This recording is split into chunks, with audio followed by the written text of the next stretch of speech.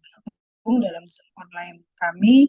Sebelum kita memulai pembahasan kita malam ini, kita akan mulai dengan berdoa. Mari kita bersatu dalam doa. Terima kasih Tuhan Yesus yang baik, kami bersyukur ya Tuhan atas hari yang Engkau terus berikan buat kami, atas anugerah-Mu yang terus Engkau limpahkan dengan kami yang begitu besar Tuhan. Terima kasih Tuhan Yesus yang sungguh baik buat kami.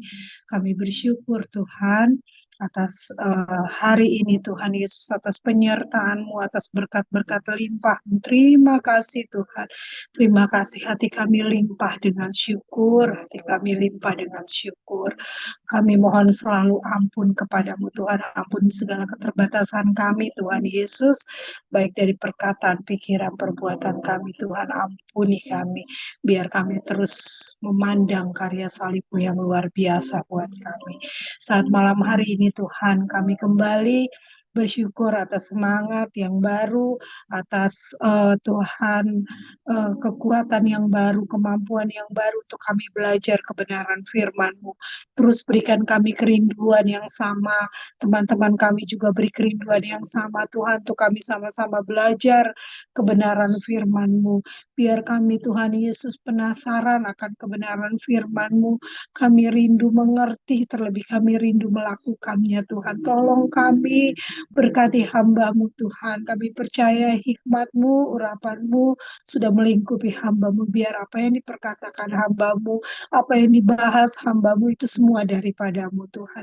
Boleh memberkati kami semua. Kami juga berdoa buat teman-teman kami, mungkin mereka akan melihat, mendengar dari rekaman YouTube.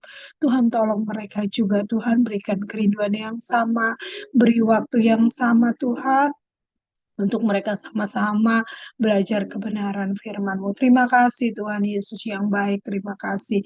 Kami bersyukur atas semuanya, dan kami mulai pembahasan malam ini hanya di dalam nama Tuhan Yesus Kristus. Haleluya, amin.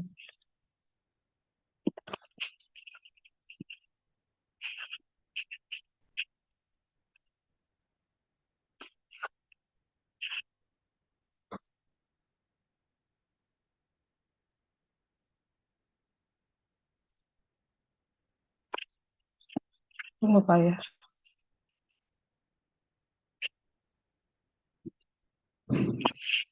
Ya, teman-teman yang akan bergabung, kita akan membahas 1 Korintus 10 ayat 23 sampai 1 Korintus 11 ayat 1. Tapi kita akan baca dulu 1 Korintus 10 ayat 23 sampai 27. Saya akan bacakan. Segala sesuatu diperbolehkan benar, tetapi bukan segala sesuatu berguna. Segala sesuatu diperbolehkan benar, tapi bukan segala sesuatu membangun. Jangan seorang pun yang mencari keuntungannya sendiri, tetapi hendaklah tiap-tiap orang mencari keuntungan orang lain. Kamu boleh makan segala sesuatu yang dijual di pasar daging tanpa mengadakan pemeriksaan karena keberatan-keberatan hati nurani, karena bumi serta segala isinya adalah milik Tuhan.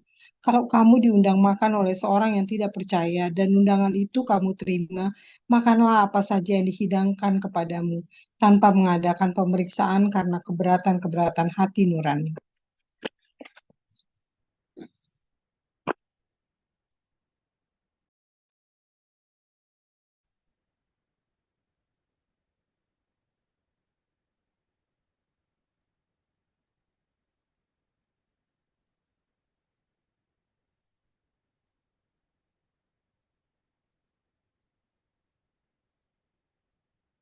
Pujian syukur, kembali kita belajar firman Tuhan.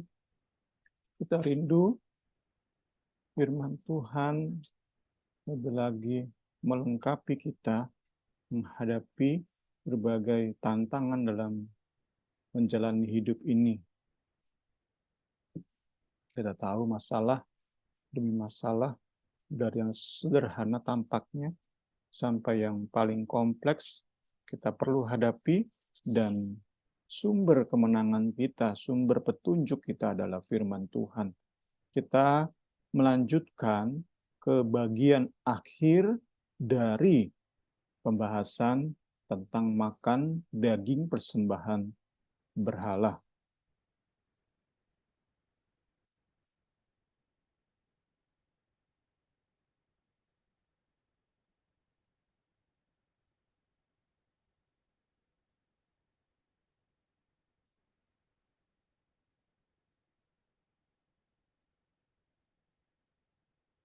kita masuk ke bagian akhir sebelum kita Selasa depan masuk ke pembahasan wanita dan pria dalam ibadah.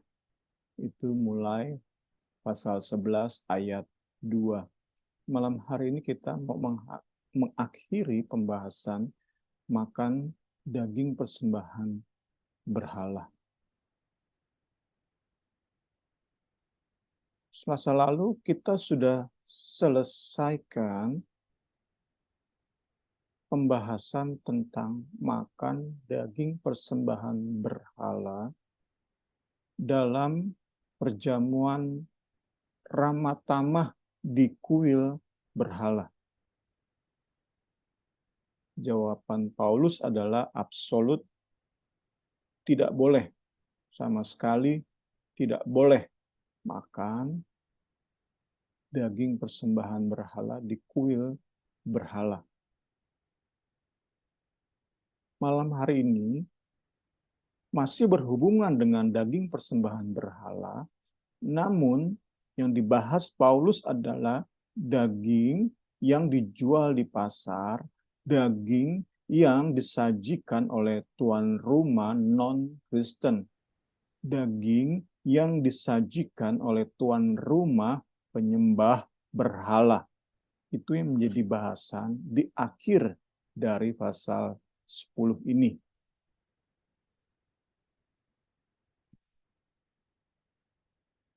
Tentang makan daging persembahan berhala di kuil berhala sama sekali tidak boleh, absolut sifatnya. Sedangkan mengenai makan daging persembahan berhala yang dijual di pasar, itu kasus yang berbeda. Perlu melihat lebih dalam. Kita bahas malam hari ini. Karena kita tahu dari apa yang Paulus nyatakan bahwa bersama orang Yahudi dia menjadi seperti orang Yahudi, padahal dia orang Yahudi. Bersama orang-orang non-Yahudi, Paulus berperilaku seperti orang-orang non-Yahudi. Itu berarti Paulus pun makan daging yang dijual di pasar kota Korintus. Dan sangat besar kemungkinan daging yang Paulus beli itulah daging persembahan berhala.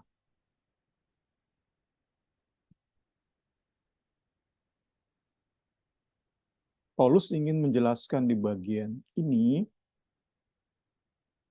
kembali tentang kebebasan Kristen, kebebasan yang Kristus sudah beri kepada setiap umat tebusannya. Puji Tuhan.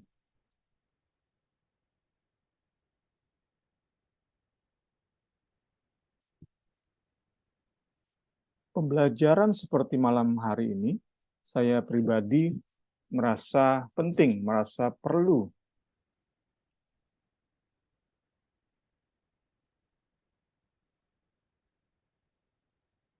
Kembali kita memperoleh petunjuk bimbingan tentang bagaimana memaksimalkan kemerdekaan yang Yesus kerjakan di Kalvari.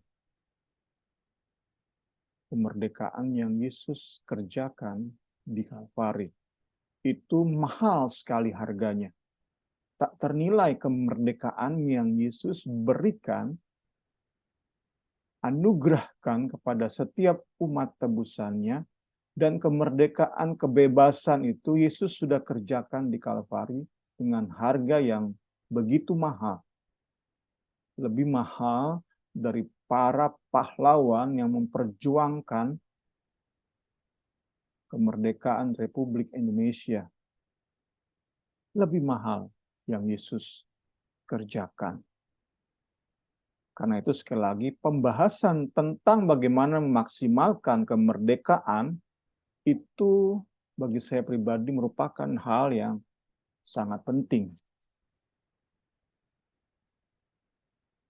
Saya tentu tidak mau saya hidup seperti orang yang tidak merdeka. Itu hal pertama dalam memaksimalkan kemerdekaan yang Yesus beri. Saya nggak mau jalani hidup kekristenan saya seperti orang yang tidak merdeka. Salah satu sebab tidak merdeka karena dipengaruhi atau dibodoh-bodohi oleh orang-orang penganut legalisme. Makan daging kurban nggak boleh, minum wine nggak boleh, masuk ke dunia medis pakai morfin nggak boleh. Ini hanya contoh-contoh. Dengan mudahnya orang-orang penganut legalisme ini mengatakan, kalau kamu minum wine, kamu masuk neraka.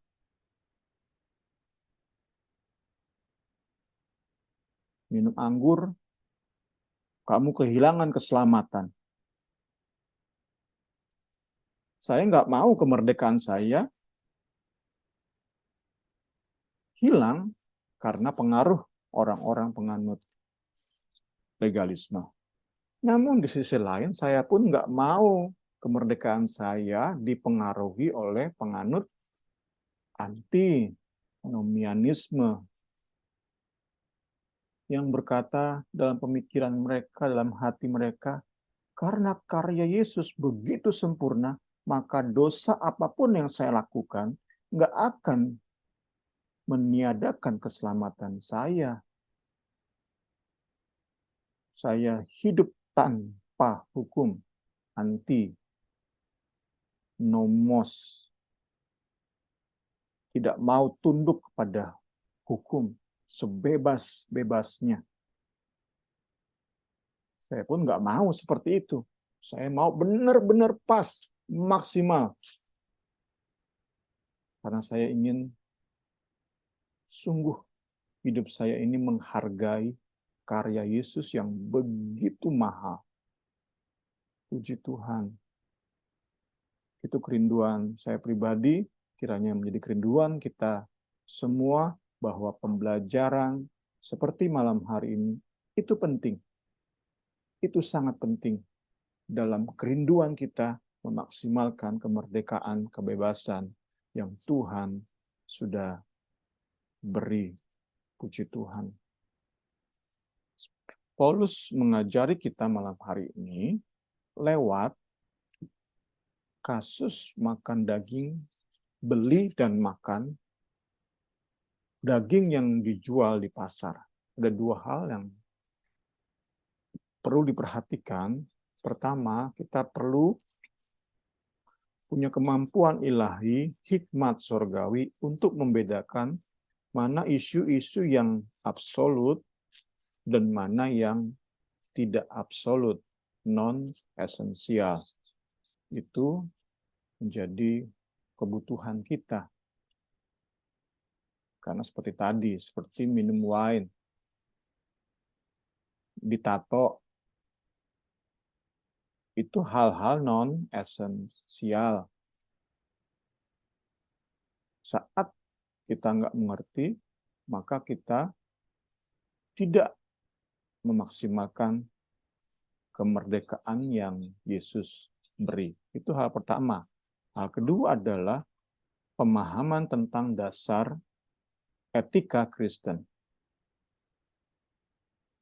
Bahwa dasar perilaku kita, orang-orang Kristen, bukanlah didasari oleh pengetahuan dan hak, tetapi oleh kasih dan kemerdekaan, kebebasan. Nanti kita akan lihat lebih lanjut. Kita masuk ke ayat 23.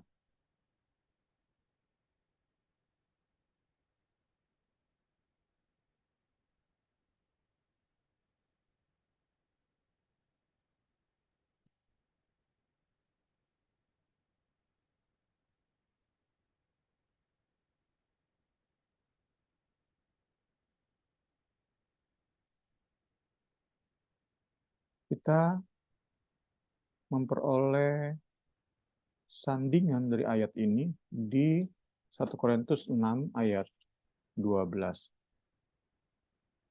Segala sesuatu diperbolehkan, benar. Segala sesuatu, tetapi bukan segala sesuatu berguna. Segala sesuatu diperbolehkan, benar, tetapi bukan segala sesuatu membangun.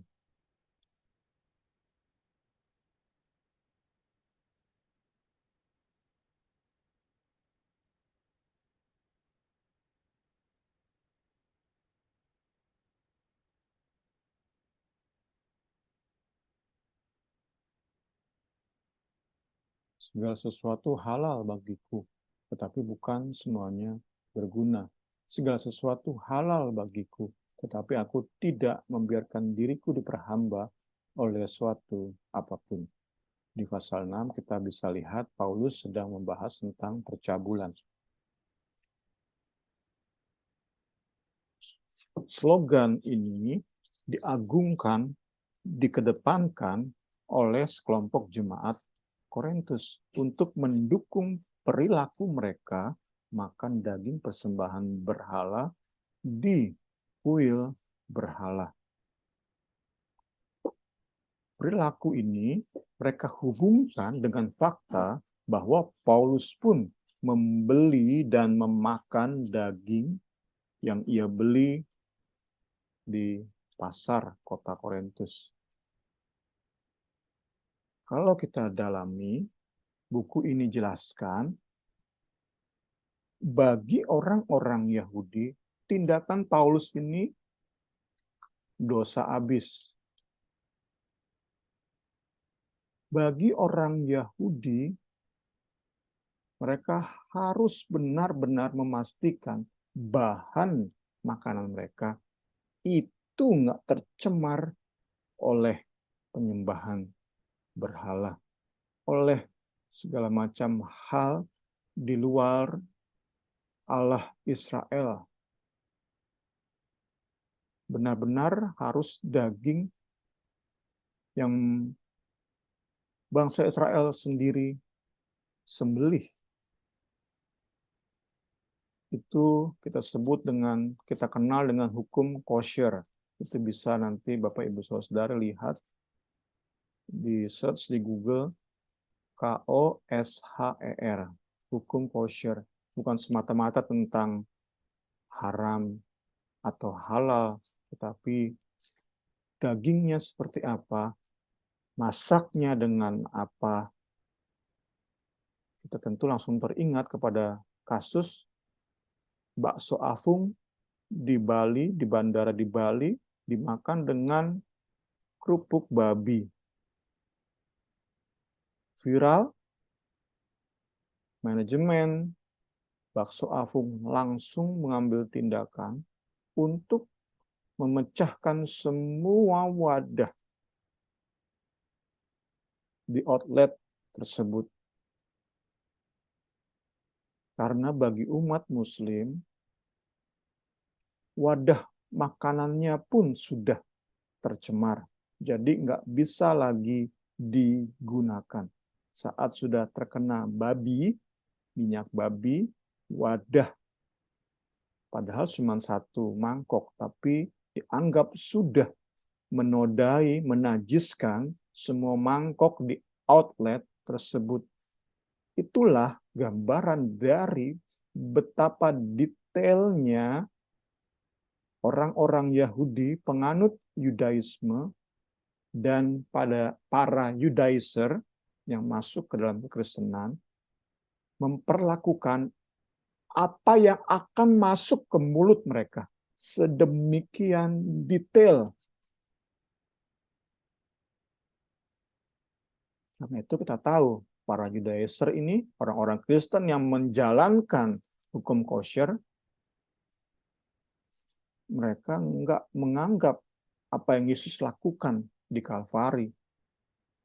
Mereka anggap kemerdekaan yang Yesus lakukan di Kalvari itu nggak ada artinya. Karena itu mereka masih hidup sama seperti orang Yudaisme. Kita nggak mau seperti itu tentunya. Dibuktikan dengan Rasul Paulus. Paulus sembarangan saja, bebas saja. Dia beli sesuatu di pasar, daging di pasar, buat rendang, makan enak. Nggak ditanya-tanya, ini dagingnya siapa yang motong ya? Yang motong orang Yahudi atau orang kafir? Ini dagingnya dibawa ke kuil berhala nggak ya? Ini dagingnya dipersembahkan dulu ke berhala nggak ya? Enggak, Paulus nggak seperti itu.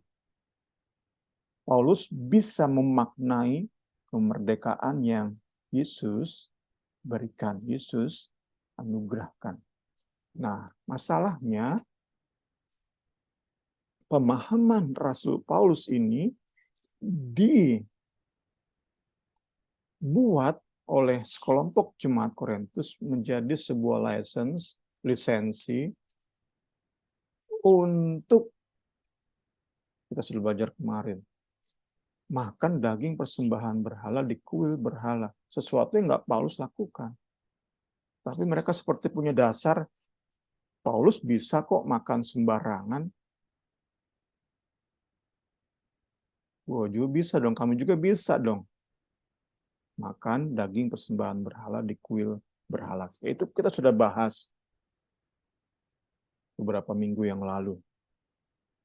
Malam hari ini fokusnya adalah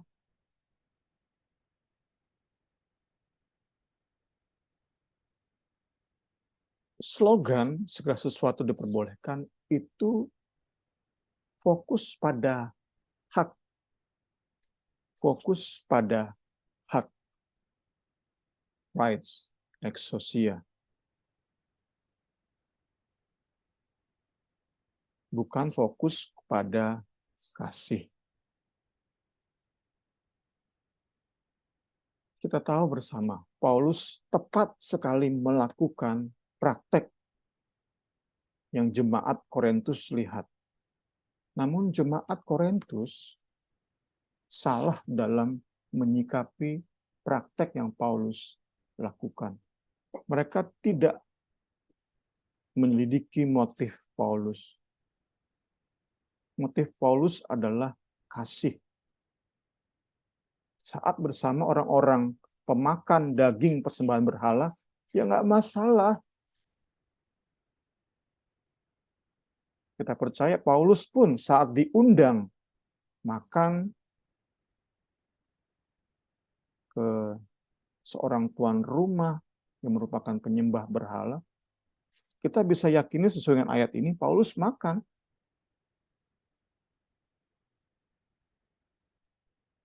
Namun kita dapati itu perlu disertai dengan kasih. Tuhan Yesus tolong kita semua supaya kita bisa mengerti bagian ini. Memang cukup sulit karena ini membahas tentang motivasi. Hal, perilaku, tindakan sama, tetapi motivasi berbeda, beda jauh hasilnya. Paulus beli dan makan daging itu karena ingin menjangkau orang-orang non-Kristen. Sedangkan jemaat Korintus ini, sekelompok jemaat Korintus ini, makan daging sembahan berhala karena mereka merasa punya hak. Dan mereka tahu hak tersebut dan ingin mereka gunakan sebebas-bebasnya. Bukan karena kasih. Ini menjadi pembelajaran kita. Kita perlu selalu ingat bahwa kekristenan bukan tentang hak. Bukan tentang pengetahuan dan hak.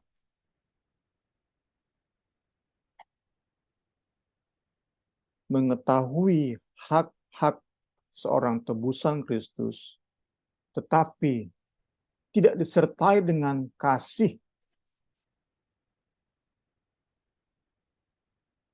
akan melahirkan keliaran demi keliaran. Itulah semangat atau pemahaman antinomianisme.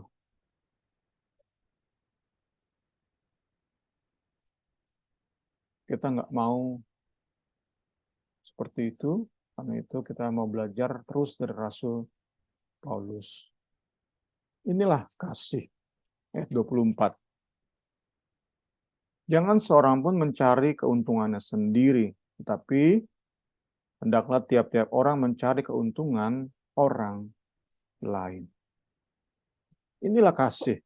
Sumbernya adalah Kristus. Kristus telah menganugerahkan orang-orang tebusannya, menganugerahkan berkat keselamatan. Ia pun telah menjadi teladan sempurna dari kasih itu. Kasih sumbernya Kristus, ia anugerahkan kepada tebusannya. Dan Yesus juga menjadi teladan bagaimana kita menjalankan hidup mengasihi. Kristus rela memberikan nyawanya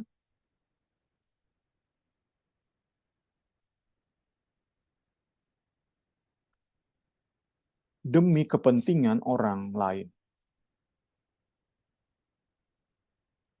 Demi keuntungan orang lain. Termasuk ke 25. Kamu boleh makan segala sesuatu yang dijual. Kembali Paulus bicara tentang hak ini. Kebebasan. Tapi sekali lagi, harus dilengkapi dengan kasih. Kasih tadi, Paulus tuliskan ayat 24. Sekarang masuk lagi ke soal kebebasan.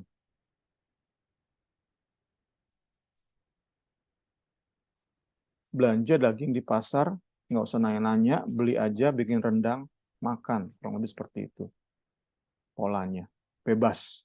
Merdeka dari kosher. Aturan-aturan makan minum orang Yahudi.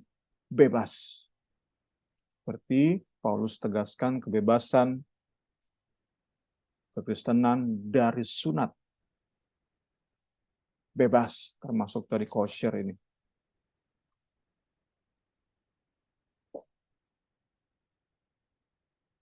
Tetapi bagi orang-orang Kristen yang tercemar pengajaran Yudaizer, ini sebuah tindakan kacau, tindakan terkutuk ini.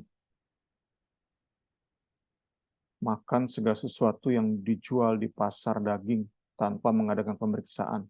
Kok bagi mereka harus adakan pemeriksaan. Pastikan bahan makanan siap dimakan. Boleh dimakan. Kalau enggak, najis.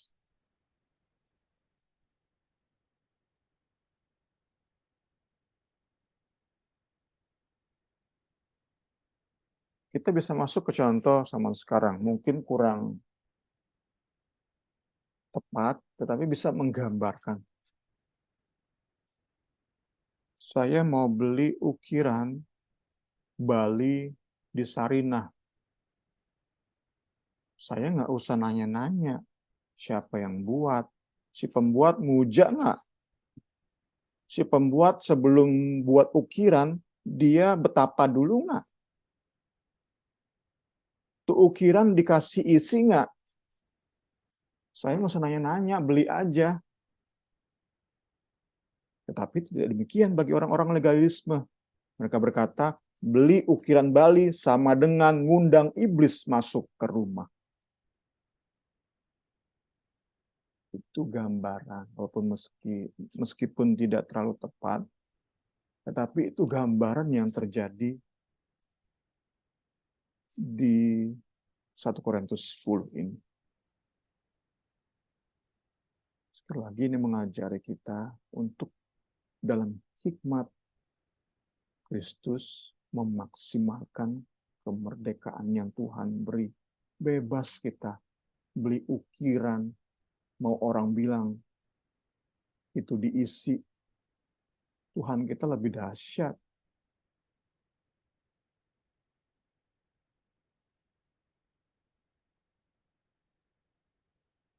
Masuk ayat 26.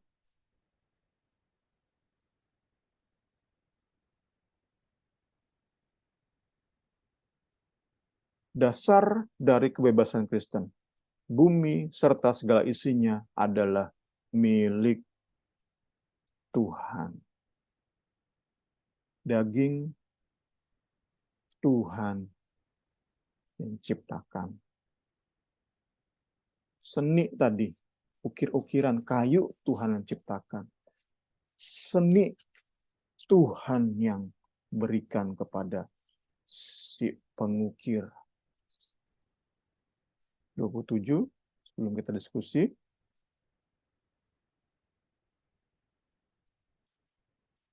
Juga saat diundang ramah tamah ke rumah orang percaya, nggak usah nanya-nanya, ini rendang terbuat dari daging apa nih? Siapa yang motong nih? Dibawa ke kuil dulu nggak nih? Nggak usah, makan aja, nikmati dengan ucapan syukur. Nggak usah nanya-nanya, bebas bro.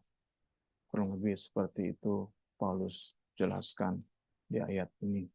Betapa dalam tanda kutip liberalnya Paulus ini. Bebas dia. Dia benar-benar bisa memaksimalkan kemerdekaan yang Yesus berikan. Kebebasannya tidak dibatasi, diintimidasi oleh orang-orang yang pura-pura suci, padahal hidup menuruti hawa nafsu. Kebebasan Paulus tidak dihalangi. Paulus hidup bebas secara maksimal. Puji Tuhan, kita diskusi dulu sebelum masuk ke 28. Silakan Bu Rini. Iya, Agnes, kita hanya bertiga saat malam hari ini. Mungkin Agnes ada bertanya atau menambahkan? Cerita sih Karin. Boleh. Kalau aku kan keluarga Darno itu sebagian besar masih kayak sembayang-sembayang untuk mamanya yang udah meninggal, papanya yang udah meninggal gitu. Jadi tiap tahun tuh ada aja hari raya yang kita tuh harus datang ke Cilincing gitu, tempat tabu mama papanya gitu untuk sembayang gitu. Terus biasanya kan koko-koko sama cici-cici itu bawa makanan makanan kesukaan mama gitu. Terus ditaruh dari awal nikah itu aku udah cerita gitu. Maksudnya aku kurang damai sejahtera, pokoknya aku datang sih, aku pasti datang kalau misalkan acara itu aku datang karena aku menganggap itu seperti pertemuan keluarga gitu. Walaupun setiap datang aku nggak pernah ikut doa pegang hiyo gitu, aku nggak pernah. Terus mereka untungnya sih pengertian gitu dari awal tuh mereka tahu. Oh, mereka jadinya ini ajaran ini mereka mungkin nggak boleh pegang hiyo gitu, terus nggak boleh makan gitu. Jadi mereka udah ngerti gitu dari awal. Emang nggak makan makanan yang bekas sembayang dan nggak pegang hiyo gitu. Sebelum ini sih sebelum dengar khotbah Bung Sam ini, cuman kayak lebih apa ya? Aku kayak nggak ngerasa apa ya, nggak sejahtera aja gitu. Dan sebenarnya aku juga nggak doyan sih makanannya, kan makanannya tuh makanan-makanan kesukaan mama papanya, terus makanan Kalimantan gitu. Kebetulan aku juga nggak suka makanannya kali ini. Makanan-makanan khas itu gitu. Terus jadi maksudnya mereka udah tahu gitu. Jadi aku nggak pernah menghindari acara sembayang, tapi aku nggak ikut sembayangnya, cuman ikut ngobrol-ngobrolnya aja, silaturahmi aja. Tapi lebihnya itu sampai sekarang sih aku belum makan. Itu bukan karena gimana-gimana gitu, tapi emang mereka dari awal udah tahu. Oh ya udah oke. Yang penting kalau terus kita juga nggak ikut ini bakar-bakar apa sih uang-uangan gitu. Kan aku tanya sama Darno kan, kamu percaya Pi kalau uangnya dibakar jadi uang beneran? Enggak sih, dia bilang gitu. Oh ya udah. Kalau nggak percaya gitu kan. Ya kan dia ngomong ini makanya kalian nih susah kan, nggak apa nanti nggak diberkati soalnya nggak itu orang tua katanya nggak bakar-bakar gitu, nggak apa nanti dapat berkat gitu. Soalnya kita juga kan emang yakin sih ya aneh gitulah Karin, misalnya kayak kita beli baju kan, terus dibakar-bakar gitu kan, jadi yang untuk kayak gitu-gitunya kita nggak ikut-ikut sih. Tapi kalau buah itu si Darun masih suka makan sih, kan suka ditawarin buahnya gitu kan, makanya dia aja gitu makan aja jeruknya gitu, tapi dia juga nggak nawarin aku karena dia tahu aku suka nolak gitu kan, jadi mereka makan tapi mereka nggak ada yang nawarin aku gitu. Itu sampai hari ini. Dan aku juga mau juga sih karena nggak doyan, alasannya gitu aja sih. Tapi dengar malam hari ini kayak gitu, maksudnya kan kayak dari kecil juga waktu kecil mama suka ajarin kan kita kalau orang Kristen nggak boleh makan makanan yang dikubur-kuburan gitu ya. Iya, Nanti kalau udah benar. nggak boleh gitu. Sebenarnya lebih kayak emang nggak higienis juga gak sih Kak Karin kan dalam waktu lama pasti ada lalat atau apalah Iya, yang mungkin sebenarnya lebih benar. kayak gitu-gitu gak sih gitu kan. Cuman Iya. kalau si emak itu kan ngomongnya iya itu udah dijilat sama setan gitu-gitu kan bilangnya kan. Ya nggak boleh makan makanan kubur tuh dijilat sama setan katanya nggak boleh dimakan lagi gitu. Jadi untungnya aku belum sampai diperhadapkan sesuatu pilihan yang sulit, misalnya disuruh makan sesuatu. Ini kalau nggak makan nih dianggap fanatik berlebihan atau enggak gitu. Untungnya toleransi keluarganya Darno sih masih agak tinggi gitu ya. Jadi dia sangat menghargai kalau emang aku nggak damai sejahtera atau aku nggak suka gitu. Aku sih bilang dari awal sih waktu itu kan aku nikah pas mamanya Darno, pas mau nikah mamanya Darno meninggal untungnya duluan kan ya Oh, Karin. meninggal. Iya. Terus ada yang apa ya acara-acara kayak sujud-sujud di peti gitu-gitu yang mungkin ritual-ritual tradisional yang kadang-kadang di orang Kristen tuh nggak boleh gitu. Untungnya aku nggak ada sampai di dilema antara melakukan dan tidak melakukan itulah Karin. Puji Tuhannya kayak Oh. gitu sih. Jadi untuk malam hari ini juga dapat firman Tuhan yang ngingetin lagi tentang eh, kalau dirisin boleh nggak boleh, boleh nggak boleh, boleh nggak boleh. Nanti kalau terlalu banyak aturan terus kayak fanatik berlebihan bukannya malah nggak jadi berkat juga gitu ya Karin. Benar, iya betul, benar banget Mas. Iya, Itu aja sih. pengalaman Karini juga kerja sama orang Cina itu 18 tahun, Mas. Sama mereka gitu kan, ada hari apalah, hari apa. Jadinya sering banget buah-buahannya tuh kan bagus-bagus banget. Memang Karini juga yang harus beli buah-buah yang berkualitas untuk disajikan di meja abunya kan. Nah, selesai mereka berdoa, Karini selalu disuruh bawa pulang gitu. Habis persembahan itu disuruh bawa pulang. Tapi memang udah ke pola dari dulu tuh nggak boleh makan-makan kayak begitu. Papa juga papa Karini kan biar Kristen-Kristenan, tapi kalau soal-soal kayak gitu nggak boleh gitu.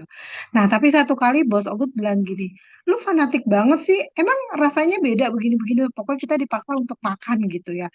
Satu kali ya udahlah makan, emang ini buah juga Karini beli mahal, makan. Tapi terus itu mah mungkin karena sugesti kali ya Nes ya. Jadi makan kok rasanya anyep ya. Terus rasanya katanya Bos Ogut, ini manis loh Rin, lu pinter banget belinya enak begini. Pas kita rasa, padahal Ogut udah berdoa dulu gitu, Masa Tuhan Yesus, dalam nama Tuhan Yesus gitu kan. Udah bilang, karena kalau di depan bos kan, ya kita jadi pegawai, nggak Gak mau enak deh ya yang Karin. kayak gitu. Terus aku bisa makan, kok anyep ya rasanya, kok dia bilang bisa manis ya gitu ya.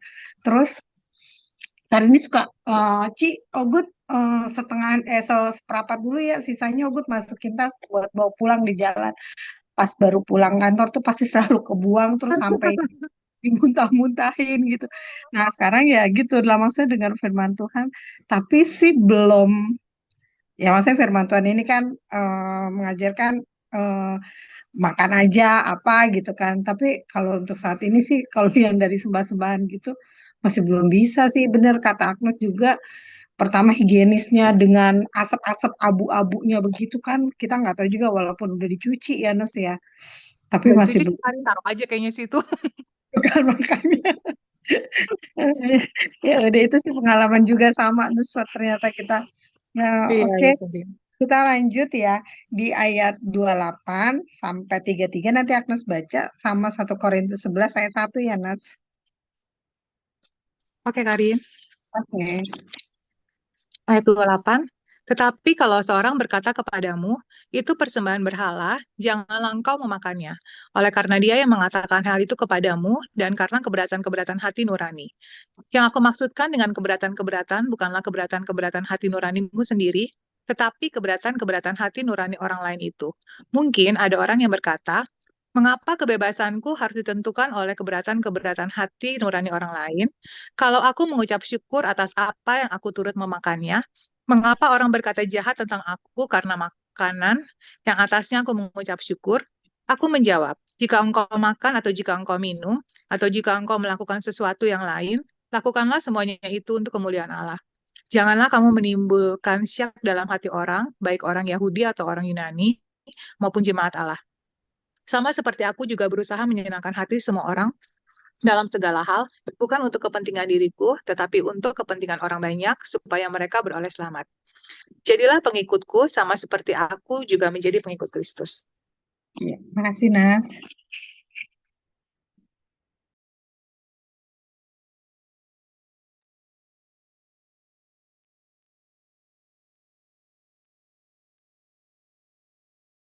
Puji Tuhan, kita terus belajar. Memang ada kebiasaan-kebiasaan yang sulit kita rubah. Ada jejak-jejak di hati yang sulit diratakan dengan tanah. Karena itu kita masih rasa bersalah. Saat kita belajar malam hari ini, Paulus tuh bebas loh. Paulus tuh dan tanda kutip liberal, bukan seperti liberal di Amerika sekarang, bukan.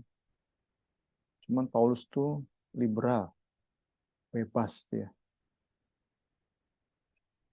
Yang penting dia nggak buat orang lain syak.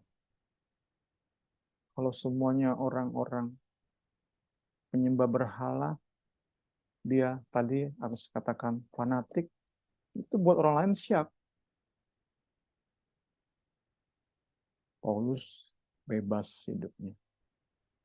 Yang penting ia sangat rindu orang lain nggak syak, sehingga orang lain nggak dicenderungkan untuk menolak Injil.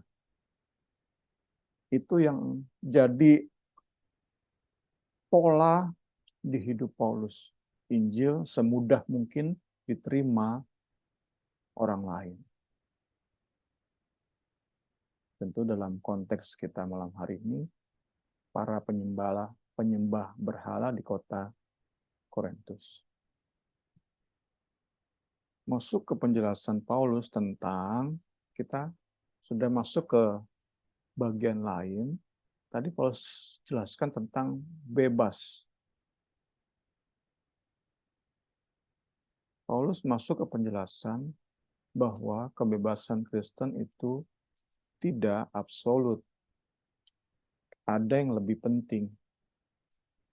Harus didasari oleh kasih. Kasih menjadi lebih penting daripada kebebasan Kristen. Saat ada orang berkata itu persembahan berhala, maka kita perlu, jemaat Korintus perlu membatasi kebebasan mereka berdasarkan kasih, agar orang yang berkata itu persembahan berhala dimudahkan untuk menerima Injil. Ini pola yang perlu kita pahami di 1 Korintus ini. Jadi bukan sembarang ada orang bilang itu persembahan berhala, langsung kita ilfil.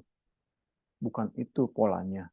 Polanya adalah orang yang mengatakan itu persembahan berhala memang syak. Dan tentu orang itu adalah orang yang belum mengenal Kristus. Sesama tamu undangan, kita kan sedang bahas, jika ada jemaat diundang ke rumah penyembah berhala. Tentu di antara para tamu ada juga para tamu yang belum mengenal Kristus. Nah, para tamu yang belum mengenal Kristus ini kemungkinan besar sudah cukup tahu tentang kekristenan, meskipun di kulitnya. Banyak orang tahu saat itu, kekristenan itu merupakan pecahan dari agama Yudaisme, sempalan dari agama Yudaisme. Karena itu orang-orang kafir ini, para penyembah berhala ini tahu bahwa orang-orang Kristen itu punya kebiasaan yang sama seperti orang-orang Yudaisme, orang-orang Yahudi. Nggak makan daging persembahan berhala. Paulus rela untuk berhenti makan, tidak makan daging rendang tadi, jika benar yang berkata itu persembahan berhala, adalah orang seperti tadi. Bukan yang kita bahas tadi tentang ukiran, orang-orang penganut legalisme, yang apa-apa nggak boleh. Sudah masuk ke Farisi, sudah masuk ke kelompok Farisi. Kalau orang-orang seperti ini yang bilang itu daging berhala, mungkin Paulus nantang malah ya. Ada kemungkinan Paulus akan nantang si penganut semangat Farisi ini. Karena nurani Paulus akan diatur oleh si Farisi ini. Dibuat rasa bersalahnya, mengatasi kebebasan yang Tuhan beri. Sekali lagi, itu sama dengan menghina kemerdekaan yang Yesus beri. Mahal harganya. Jangan sampai nurani kita diintimidasi oleh para penganut legalisme. Yang apa-apa nggak boleh. Tuhan Yesus tolong kita. Sekali lagi, pembelajaran kita penting banget supaya kita bisa memaksimalkan kemerdekaan yang Yesus beri.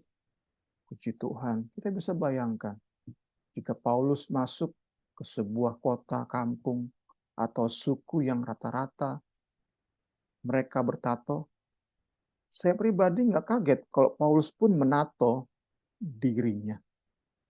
Paulus menjadi sama seperti orang-orang sekampung itu. Itu kebebasan Kristus yang Paulus gunakan secara maksimal untuk membuat orang lain merasa diterima oleh Rasul Paulus, merasa saling menerima. Paulus bisa berbaur demikian luar biasa sehingga tidak ada halangan untuk Paulus memberitakan Injil. Wow, luar biasa. Seorang Paulus ini ya, tapi semata-mata karena kasih, karena Injil. Bukan karena Paulus pengen sok-sokan, ditato keren nih, gambar salib. No, bukan itu. Bukan itu tujuannya. Puji Tuhan, kita belajar banyak malam hari ini. Tuhan Yesus tolong kita semua. Kita masuk ke ayat 29, bagian B sampai 30. Ini pertanyaan tentang kemerdekaan Kristen. Kita sebenarnya saat bahas tentang anugerah umum, anugerah khusus, wahyu umum, kita cukup sering bahas ini. Mengapa kebebasanku harus ditentukan oleh keberatan hati nurani orang lain? Paulus siap membatasi kebebasannya demi keberatan hati nurani orang lain. Kalau aku, Paulus, mengucap syukur atas apa yang aku makan, mengapa orang berkata jahat tentang aku? Karena makanan yang ke atasnya aku ucapkan syukur. Tentu ingat ayat yang sudah sering saya bahas, 1 Timotius 4, 1-5, karena semua yang diciptakan Allah itu baik, dan suatu pun tidak ada yang haram, jika diterima dengan ucapan syukur, sebab semuanya itu dikuduskan oleh firman dan oleh doa. Puji Tuhan, puji Tuhan.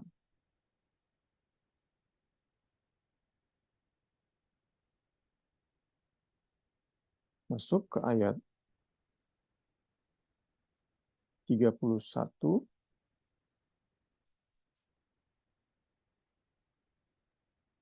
Dasarnya adalah Paulus membatasi kebebasannya. Pertama, apa yang Paulus lakukan semata-mata demi kemuliaan Tuhan, Kedua, apa yang Paulus lakukan tidak membuat syak orang lain demi Injil.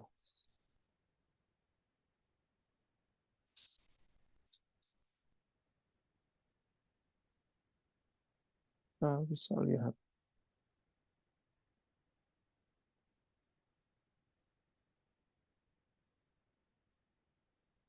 ayat ini.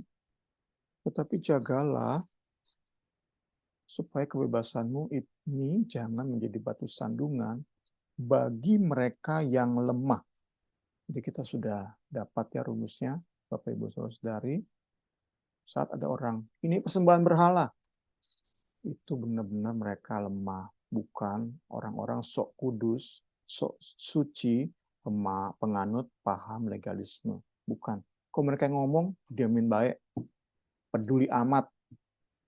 Tapi jika benar mereka simpatisan, mereka merasa syak kalau kita makan daging persembahan berhala. Mereka merasa syak kalau kita lakukan sesuatu, minum wine mungkin. Kita masuk ke diskotik mungkin. Mereka merasa syak. Jaga supaya kebebasan kita jangan menjadi batu sandungan bagi mereka yang lemah, yang benar-benar berat nuraninya, syak. Tuhan Yesus tolong kita semua bisa membedakan mana intimidasi, mana memang orang yang butuh pertolongan kita. Puji Tuhan. Puji Tuhan.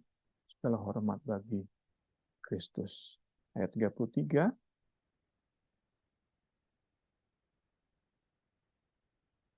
Ini dasarnya lebih dari motivasi memahami keberatan nurani sesama adalah motivasi tidak menjadi penghalang untuk sesama percaya pada Injil Kristus.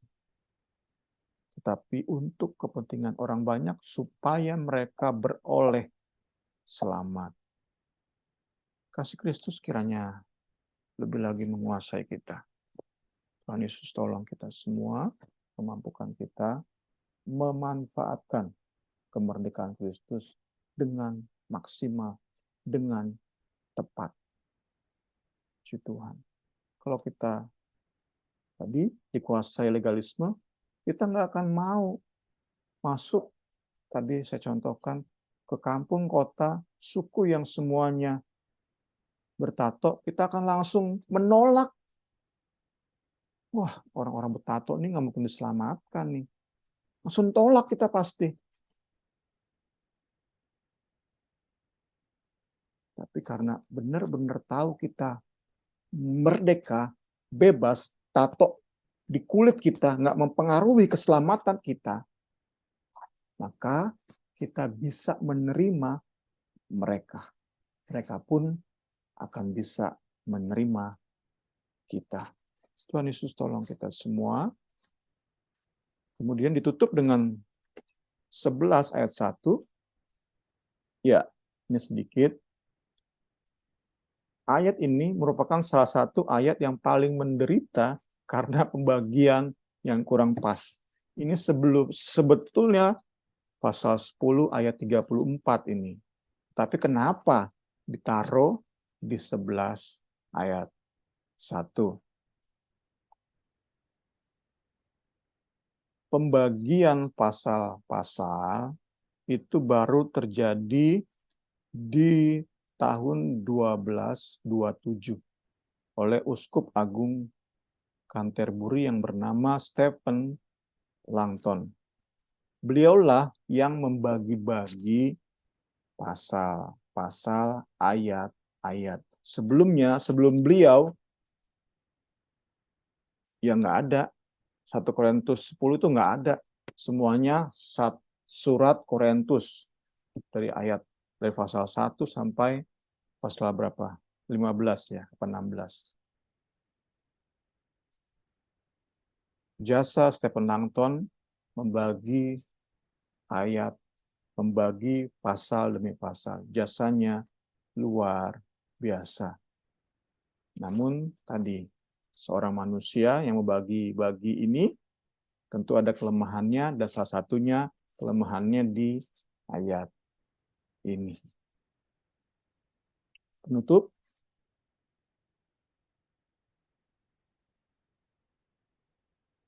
kita diingatkan ya betapa liberalnya seorang Paulus. Kita bisa, kalau Paulus hidup sekarang di zaman ini, kita bisa sedikit syak melihat Paulus gayanya.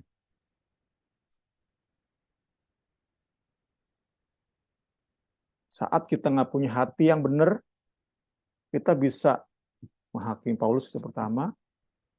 Atau kedua, kita seperti jemaat Korintus tadi. Paulus aja seperti itu, gue juga bebas dong melakukan dosa ini. Kurang lebih seperti itu. Tapi kan Paulus makan daging di pasar sembarangan, bertamu ke orang penyembah berhala sembarangan makannya. Kita bisa bersimpulan, itu rasul aja kayak begitu. Gua juga bebas dong berbuat dosa. Itu kesimpulan yang parah tuh ya. Kita nggak mau seperti itu. Kita nggak mau seperti itu. Benar-benar kita bisa menghargai pendapat orang secara tepat. Kita selidiki, kalau perlu, apalagi orang dekat. Kenali motivasinya secara tepat. Kenapa ia misalnya menato dirinya, apa alasannya. Jangan langsung menghakimi. Ya, masuk surga orang tuh. Atau jangan, pendeta ditato, gue juga bebas dong, hidup bebas dah gue dah. Enggak seperti itu. Tuhan Yesus tolong kita semua. Kita semakin hari semakin fokus pada Kristus dan salibnya. Kasih dalam hidup kita bertambah-tambah. Sehingga itu bisa menguasai keseluruhan hidup kita. Segala hormat, kemuliaan bagi Kristus. Kiranya pembelajaran kita malam hari ini melengkapi kita semua, membawa kita lebih cinta dan cinta lagi kepada Kristus. Jadi begini, kami diskusi dan penutup. Iya. Mungkin Arnett ada yang mau ditanyakan atau apa? Gak ada, Karin. Oh iya udah, kalau nggak ada, Nas tolong tutup dalam doa ya Nas. Oke, Karin, mari kita berdoa. Terima kasih Tuhan Yesus untuk malam hari ini, Tuhan. Kembali kami diperlengkapi oleh kebenaran firman-Mu ya Bapa. Ada banyak hal Tuhan dalam kehidupan kami sehari-hari ya Tuhan, yang selama ini tidak kami mengerti ya Tuhan, yang sudah tertanam di dalam diri kami ya Tuhan Yesus. Ampuni kami ya Tuhan, karena pengetahuan kami ya Tuhan Yesus. Tapi kami bersyukur ya Tuhan untuk malam hari ini kami kembali belajar ya Tuhan Yesus. Kami mohon hikmat-Mu ya Tuhan dalam kami belajar akan firman-Mu ya Tuhan Yesus, sehingga saat kami mengambil keputusan dalam kehidupan kami sehari-hari ya Tuhan Yesus, hanya firman-Mu saja ya Tuhan, landasan kami dalam kami bersikap ya Bapa, sehingga kami tidak menjadi batu sandungan orang lain, dan hidup kami terus memuliakan Engkau Bapa, menjadi berkat untuk orang-orang di sekeliling kami ya Tuhan, dan di sekitar kami ya Bapa. Datangkan kemuliaan bagi nama Bapa. Terima kasih banyak ya Tuhan Yesus untuk malam hari ini. Kami Tuhan bersyukur untuk Bung Semi dan Karini ya Tuhan, yang Engkau pakai ya Tuhan Yesus untuk melayani pekerjaan-Mu ya Tuhan, untuk mengajari kami Yesus, kiranya urapan yang baru, hikmat yang daripada-Mu ya Tuhan, terus menjadi bagian milik dan Karini ya Bapa. Tuhan Yesus juga Engkau limpah-limpahkan lebih dan lebih lagi ya Bapa. Juga sukacita, damai sejahtera dan kesetiaan ya Tuhan Yesus, jadi bagian ini dan juga hari ini. Terus berdoa ya Tuhan untuk teman-teman kami yang mungkin dalam kesibukannya tidak bisa bergabung dengan kami malam hari ini, agar di hari-hari berikutnya ya Tuhan kami belajar ya Tuhan Yesus, saling bertumbuh di dalam Engkau ya Bapa. Dalam kemuliaan. Terima kasih banyak ya Tuhan. Kami tutup Bible Study malam hari ini hanya di dalam nama Tuhan Yesus Kristus. Kami sudah berdoa dan mengucap syukur. Haleluya. Amin. Amin. Makasih Nas.